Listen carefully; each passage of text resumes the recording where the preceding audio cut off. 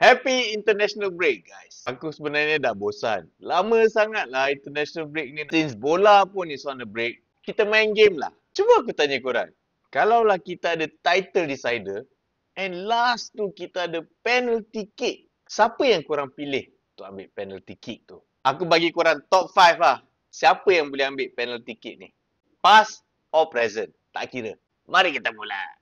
Nombor 1, Jan Molby, The Great Dane. Mamat ni cult hero, guys. Dia dah main for Liverpool since 1984 sampailah 1995. Kalau korang tengok badan dia sebenarnya besar sikit. Tapi Mamat ni legend, bye.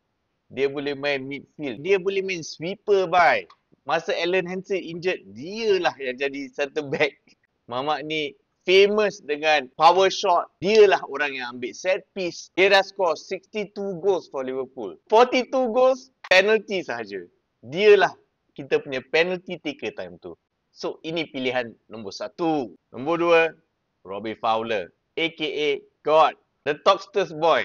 Dia bermain untuk Liverpool since 1993 to 2001. 183 goals untuk Liverpool. Kaki kiri dia tu hidup, bye. Dia score 32 penalty goals dalam kerjanya. Dia miss 5 kali saja. Paling aku ingat sekali time ni lah masa dia score dengan Everton. Dia buat celebration ni. Legend lah Robbie Fowler ni. Nombor 3, siapa tak kenal? James Milner, Mr. Reliable. 31 penalties. Cuma dia miss 5 kali.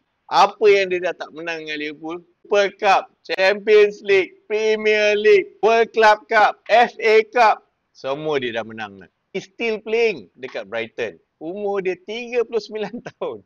Aku rasa dia akan main lagi 2-3 tahun lah. Number 4, our Egyptian King, Mo Salah. 54 career penalties. Dia dah miss 11 kali.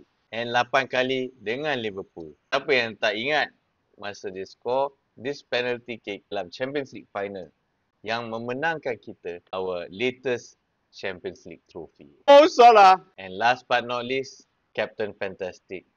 Forever my idol, Captain Stevie. Merseyside boy. 120 goals untuk Liverpool.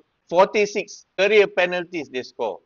Dia dah miss 9 kali. Dia dah menang 9 trofi dengan Liverpool. And the most notably, masa kita menang dengan Milan 2005.